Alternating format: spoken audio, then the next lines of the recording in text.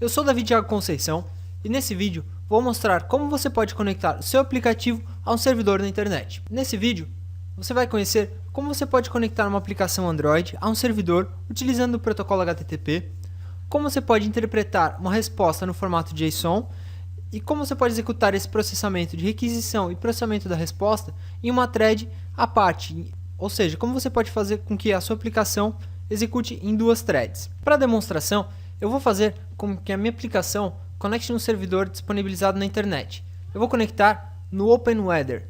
O OpenWeather disponibiliza um serviço de consulta à situação e à previsão do tempo. Nós vamos utilizar a API aberta para fazer consultas através do servidor de situação atual do tempo.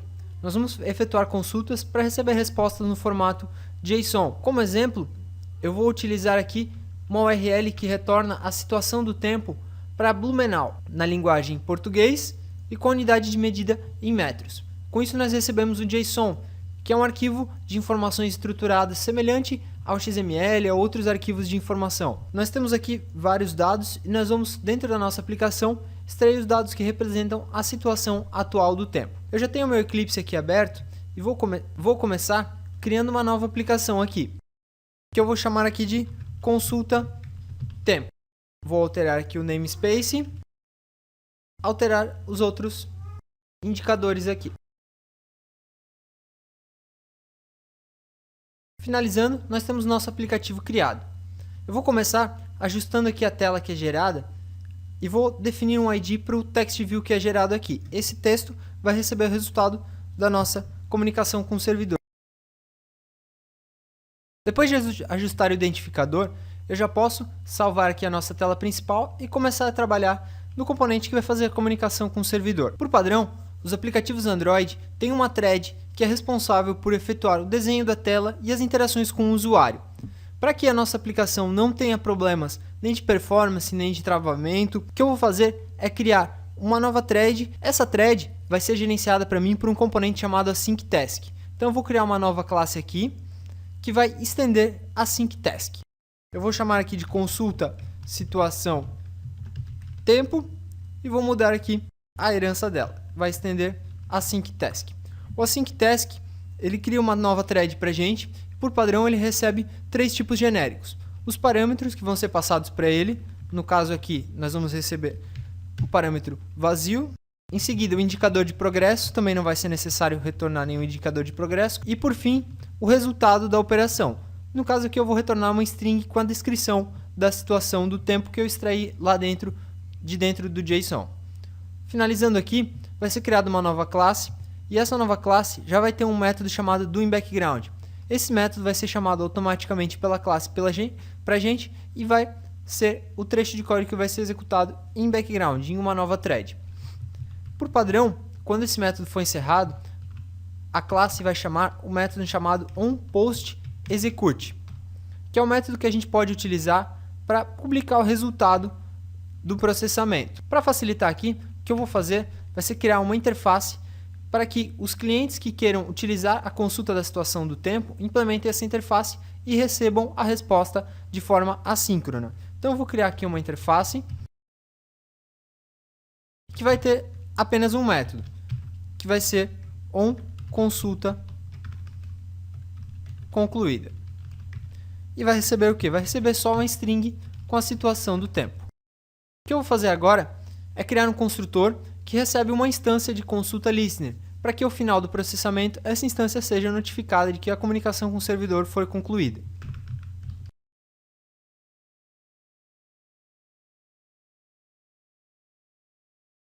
Criei aqui o atributo, inicializei o atributo no construtor e eu vou fazer com que ao final da execução esse listener seja notificado. O resultado aqui enviado para o método PostExecute é o resultado que é retornado pelo doInBackground. Para efetuar a comunicação com o servidor, eu preciso antes de mais nada ter o endereço para qual eu vou efetuar a consulta. Esse endereço vai ser o mesmo que eu estou utilizando aqui no exemplo. Então eu vou copiar esse endereço completo aqui e vou criar uma constante aqui dentro que vai representar o endereço. Então eu vou criar aqui private static final string URL string, que vai ser inicializado com o endereço do nosso servidor. Para efetuar consulta ao servidor, eu vou criar um método aqui dentro que eu vou chamar de consulta servidor.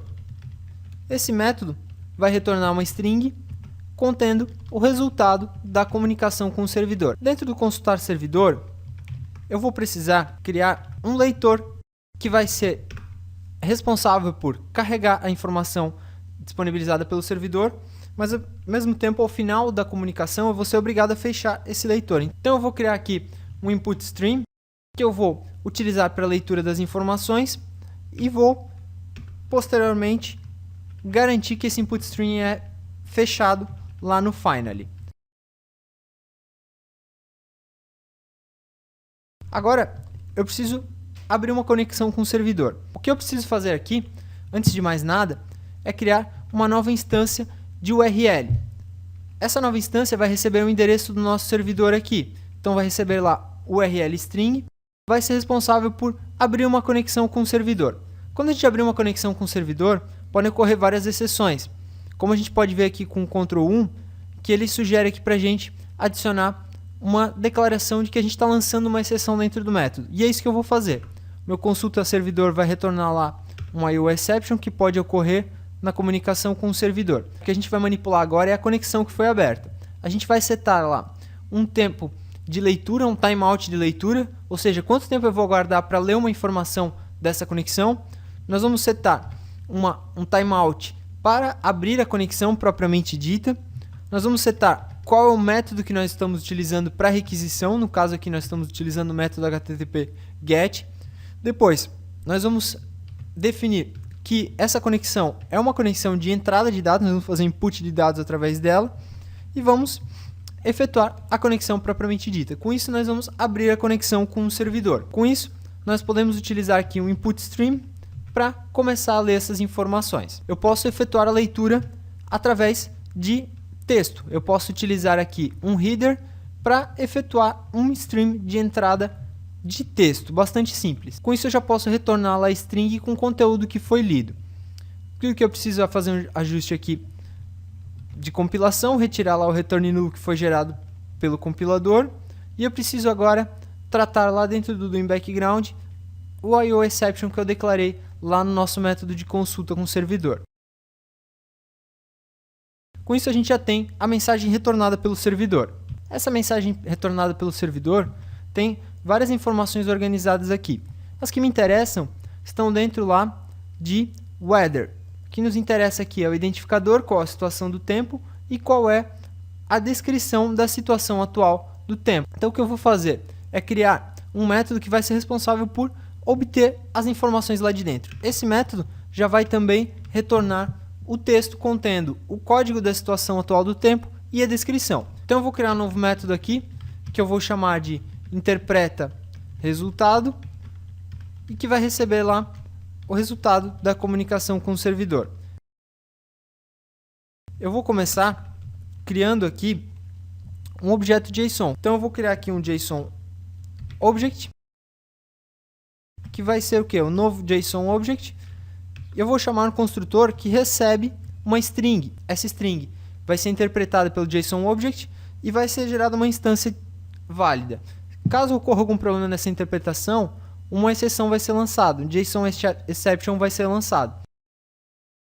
Com isso, eu já tenho um objeto e eu já posso começar a extrair informações aqui dentro. Como a informação que nos interessa está dentro de weather, e o weather é um array, porque ele começa aqui com colchete, o que eu vou fazer é criar um novo array e pegar a posição de 0 dele. Então o que eu vou fazer aqui vai ser obter, através da instância de object, um JSON array. No caso aqui o nome do array é weather. Desse JSON array eu vou pegar apenas o primeiro elemento, o elemento no índice 0, através do método getJSONObject, lá no índice 0. Com isso nós estamos dentro do objeto e nós já podemos começar a extrair informações dentro dele aqui. Eu vou extrair um número inteiro que representa o identificador da situação, através do método JSONObject getInt, ou seja, um número inteiro que está armazenado através da chave identificador, chave ID. Então essa é a chave que eu vou passar aqui para o método getInt. E depois eu vou obter uma string que representa a descrição da situação atual. Com isso nós temos lá o identificador e a descrição. Eu já posso retornar aqui agora.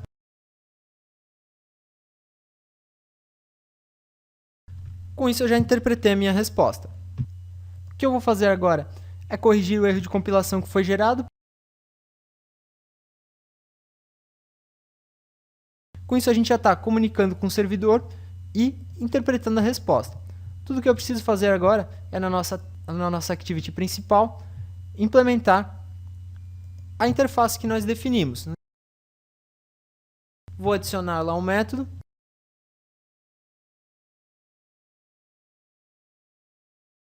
E preencher com a resposta do servidor.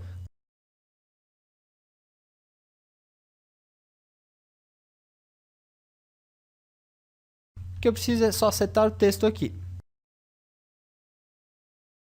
Bom, agora a situação já vai ser atualizada, mas ela só vai ser atualizada depois que a consulta situação tempo executar. Então o que eu vou fazer aqui no nosso método onCreate é criar uma nova instância de consulta situação tempo, passando como listener a própria instância de main_activity e vou solicitar a execução dele. Vou mandar executar lá em segundo plano. Se a gente testar nosso aplicativo agora, a gente vai ter um probleminha, porque ele vai tentar comunicar com a internet, mas não tem permissão para comunicar com a internet. Então o que a gente precisa fazer é lá no Android Manifest solicitar a permissão de acesso à internet.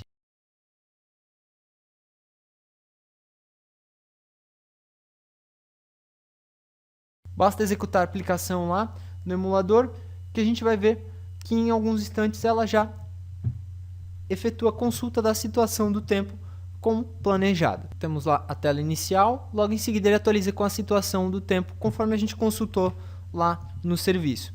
Então, nesse vídeo você aprendeu a efetuar a comunicação com o servidor através de HTTP, efetuar o parse de JSON e tudo isso em uma thread paralela através do async task. Até mais!